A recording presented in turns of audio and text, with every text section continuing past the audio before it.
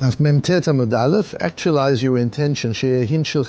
We're still in this fascinating grey area of integrity in situations where it's not contractually required, where contractually you're free to change your mind, to renege, but what are the ethical guidelines of an individual? And when you get into these areas, it's what really defines who you are as a person. If you stick to your legal obligations, that says nothing about you except that you keep the law. It doesn't say anything about your character, about what kind of person you are. We test ourselves as a human being as to how do we behave when there isn't a legal obligation. What are the requirements? And we define ourselves not only by the things we do, we also define ourselves by the things we don't do. There are just certain things that a Jew doesn't do. There's certain things that a Talmud Chacham, a person who's involved in a Torah life, doesn't do.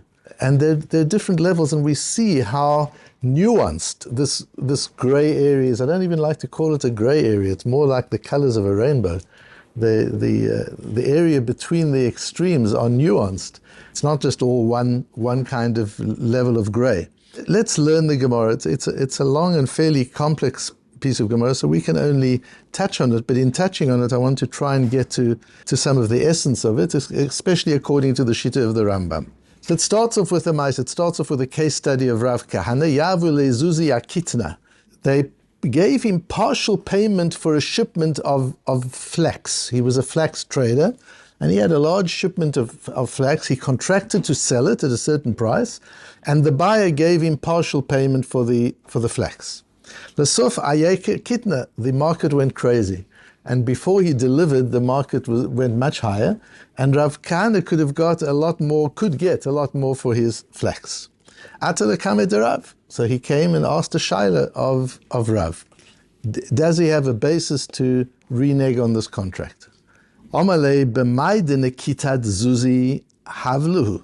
The amount that the money covers, you have to give to him, even though there's no contractual obligation. We've already learned there is a misha para.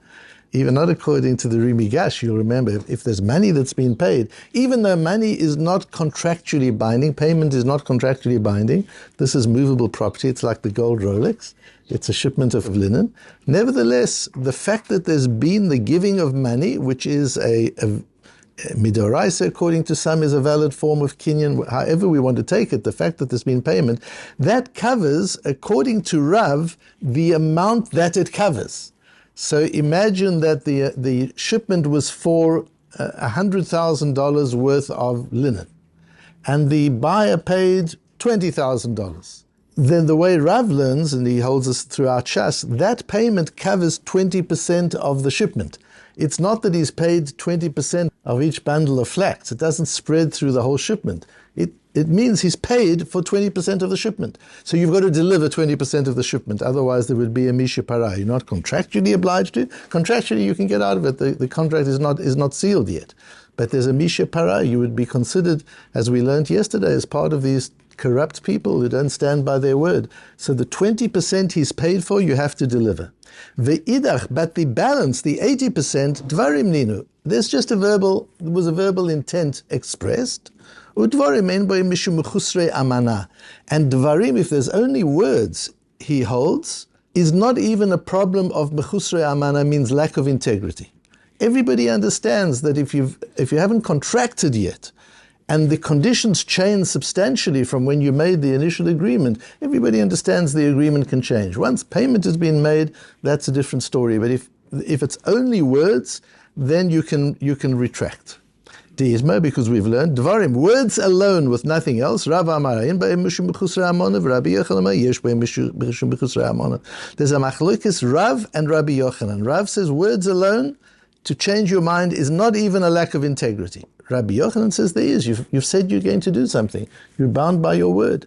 At least a lack of integrity that exists there as well. So we have an interesting machlokes, Rav and Rabbi Yochanan. Meisaveh, so they asked from a Brisa. Brisa is very authoritative, more authoritative than Rav and Rabbi Yochanan. And using the Brisa, the Gemara asks against Rav. Rav, who says that words alone are not even ethically binding, never mind legally binding. That's very difficult to understand because Rabbi Yossi Rabbi Yehuda Omer, Matal Miloma, it says in the Torah, we've got a clear posuk in Vayikra, where the posuk says, Ma'ozne tzedek, avne tzedek, eifat tzedek, v'hin tzedek yelachem.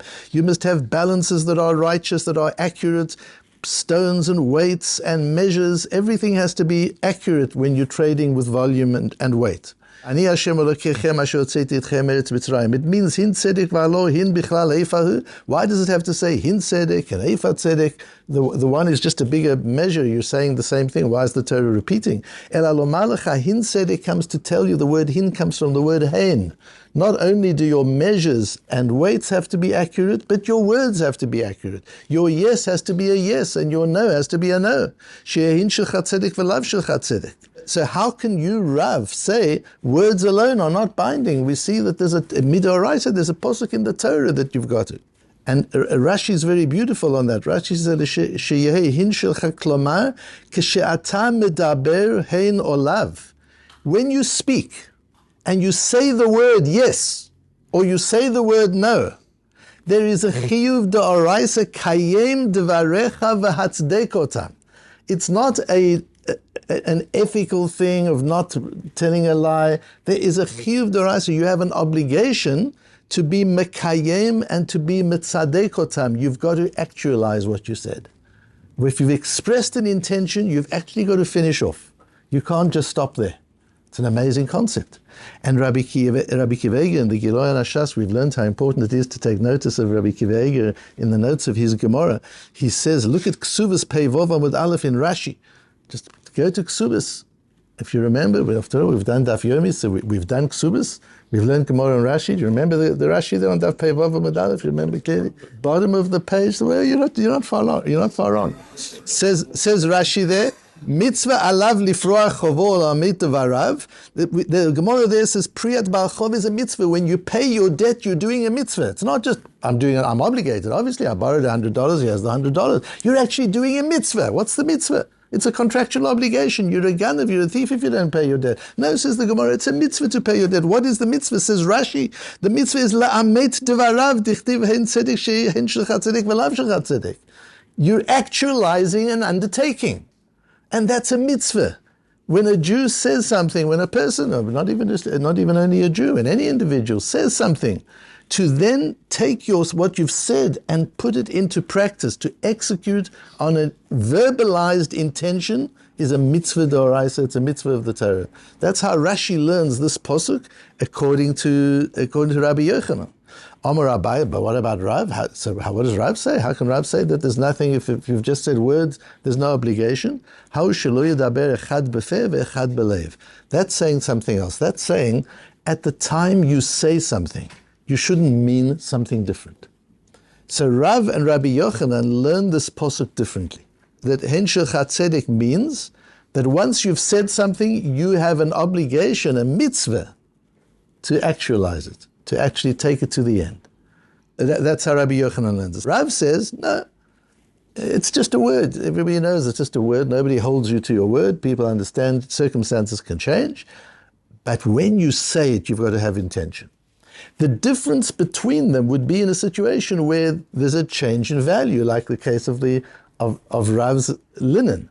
That's where you're going to have the difference. Because if I say to you, I'm willing to sell you this shipment of linen for $100,000, my intention is to sell it to you at the current value for $100,000. That's what I mean when I say it. In my mind, it's clear that if things change before you take delivery, I'm going to change the conditions of the contract. That's my intention. So I'm not I'm not transgressing this din of hin shulcha yeh tzedek according to Rav. But according to Rabbi Yochanan, where Rabbi Yochanan says, once you've said something, you've got to actualize it. You might have to do it even if things change, even if the conditions change. The Gemara goes then to ask from the case we had on the previous page, where the Gemara says if you've given money, there's a mishe para, but if you haven't given money, it's only words. The Chachamim aren't happy with the person who doesn't stand by his word, and the Gemara says there are two different versions of this. It's a very fascinating piece of Gemara. The Gemara goes on eventually and brings a case. How could Rabbi Yochanan say this? Did Rabbi Baba Chana say not in the name of Rabbi Yochanan? Doesn't Rabbi Yochanan agree that if I say I'm going to give you a gift, I'm allowed to change my mind and not give you the gift? Of course I can change my mind. Obviously, that must mean I'm allowed to change my mind. We're talking there about a small gift. If it's something small, people assume you're going to do it. If you say to a child, I'm going to give you a candy, the child assumes you're going to do it. But if you say to somebody, one day I'm going to give you my car as a gift, people know one day, maybe not. Nobody takes that to the bank already, assuming that that's definitely going to have people understand that there's difference. So it depends on how seriously the other person takes it. Let's have a look at the Rambam. The Rambam says, firstly, the Rambam paskins these halachot in hilchot deot. These are not laws of commerce, they're laws of character. Hilchot deot are laws of character. The Rambam paskins, the Shulchan Aruch has the laws of character interspersed in the rest of Shulchan Aruch, but the Rambam has a special section called Hilchot deot right near the very beginning of his work, and that deals with character. And he says there in Perek Bet, Asur lahadam lahanhig atzmo b'divrei chalakut ufitui. It is forbidden to be a smooth talker and to say things just for the sake of navigating, but you don't really mean to be very diplomatic but not honest. Based on our Gemara, you can't say one thing when you're thinking something else. That dissonance between intention and words is not allowed. Your inside must be like your outside. What's in your heart should be what's in your mouth. You're not allowed to mislead people, even an idol worshipper, even somebody who's of a different value system, a different religion. If a non-Jew comes to your butcher store and says, I would like some kosher meat, and you think to yourself, here's an opportunity to get rid of my non-kosher, it makes no difference to him. And you sell him a very high quality meat, but it's non-kosher, but you don't tell him, you tell him it's kosher. Makes no difference to him, but for you, there's a problem. You're not telling the truth. If he says, I want a shoe made from an animal that was shechted, from a kosher animal that was shechted kosher, I don't want the leather to come from an animal that just died. You can't say, it doesn't make any difference, there's no issur, there's no prohibition. You can't do that. Don't invite your friend for dinner if you know he can't accept. To make yourself look good. You know he's not going to accept. You're not allowed to do that. These are isurim. Don't give him gifts which you know he'll never accept. Don't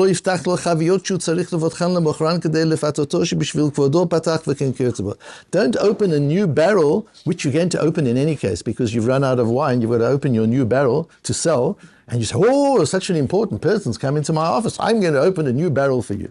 Can't do these things. Even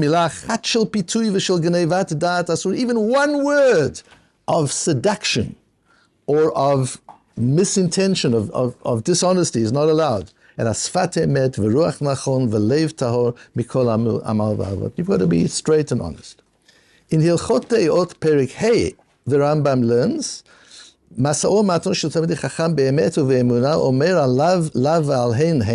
again, based on our Gemara, if yes, yes, if no, no, be very meticulous in the way you do your calculations, and pay immediately for what you buy, don't leave a person waiting. And so he goes on, make sure that you stand by your word and you don't make any difference. If other people owe you money, let them take their time, don't be so meticulous, and so on. And so he goes through these various cases. If you look in the Gemara, and we'll come to the Rambam at the moment, we see that the two ways of learning this pasuk of hin shilchat tzedek v'lav shilchat tzedek. The two ways of learning it, Rav and Rabbi Yochanan. The one is, the first way was, you've got it that shelo yehe echad shehin shilchat tzedek v'lav shilchat tzedek. That if you say yes, you must be mitzadek your words, as Rashi says. You must actualize what you've said. That's an aseh. That's a positive thing. That's active. You've now said something, there is an obligation to execute. The way that's how Rabbi Yochanan learns. The way Rav learns, according to Abaya, shelo yedaber echad b'feh ve'echad b'lev. A negative thing. I'm not saying you have to do anything. All I'm saying is, don't be dishonest. If you say something, make sure your heart is in the same place. Your mind is in the same place as your word. One is an active and one is a passive. One is a don't do and one is a do. The Rambam brings them both. In Perek Beis, the Rambam brings that you've got to do all the things that you're not allowed to do. Lo yeh echad b'lev ve'echad b'lev. In Perek Hey, in the fifth Perek, Rambam says, Omer alav lav alein hein. There he talks about the positive. So the Rambam paskins both ways. He paskins both the way that Rav learns the pasuk and the way that Rabbi Yochanan learns the pasuk. And he uses them both. What's really interesting is that he uses them in different prokim. And here it's really important when you look up a Rambam, or anything for that matter, not to look up online. I've quoted you stuff, and all you see when you quote from line, this is part of the problem when you use the internet, is you just see the piece that you quoted. What's important is the context. What is the difference between Perek Hey and between Perek Bet? So Perek Hey starts, I bring it in the third paragraph, Perek Hey starts, Kashem sha'achacham nikar b'chochmato v'deyotav.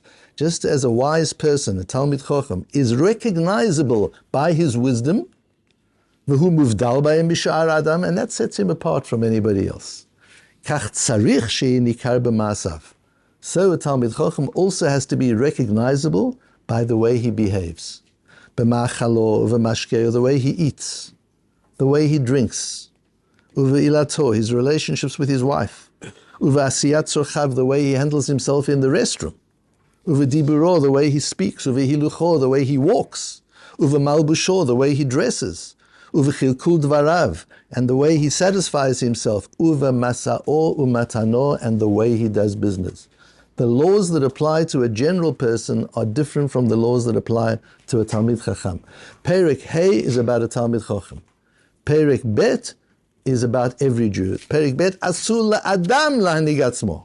In Perek Hey, the Rambam says, the Perek Bet says, a human being can't do this in such a way. In Perek Hey, the Rambam says, Masa'u matano shel Talmid Chacham. There he's talking about a Talmid Chacham. So the Rambam learns the posuk according to both views and says, the one view, the things that you're not allowed to do, that defines a Jew. As the Nemuke Yosef says, Demikri de lo se ma'aseh Yisrael, that a Jew doesn't do that. That's what it means. A Jew doesn't do those things. That's Perek Bet. A Jewish person, what he says is what he means. And you can trust on that, and you can depend on that. And therefore, if the market changes, that wasn't his intention in the beginning. That's what a regular Jewish person. A Talmid Chochem goes beyond that. A Talmid Chochem is ma'ametet varav. Once he has said something, he goes to the effort of actualizing it. He doesn't leave something said and undone.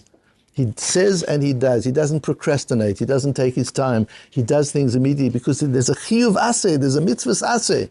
To even if it's like paying your debt, you've got to do that because that's part of the mitzvahs aseh. It's a beautiful concept. Once you've said something, it's how we have to train our children and our grandchildren and our students. It's something we have to train them. Once you've said something, immediately put it into action because there's a mitzvah. Until you've done that, you've not been mekayim the mitzvah. Quite apart from your interpersonal obligation, you've got a hin shilchat tzedek. You've got an additional obligation that we learn that a Talmid Chochem, a Ben Torah, somebody who's living a religious life, has to actualize what he says, has to bring what he says into actuality. We don't have time to look at how the Shulchan Aruch deals with it, but the Aruch HaShulchan seems to be learning it the way that I'm suggesting. He resolves a lot of difficulties by explaining that these are two different levels.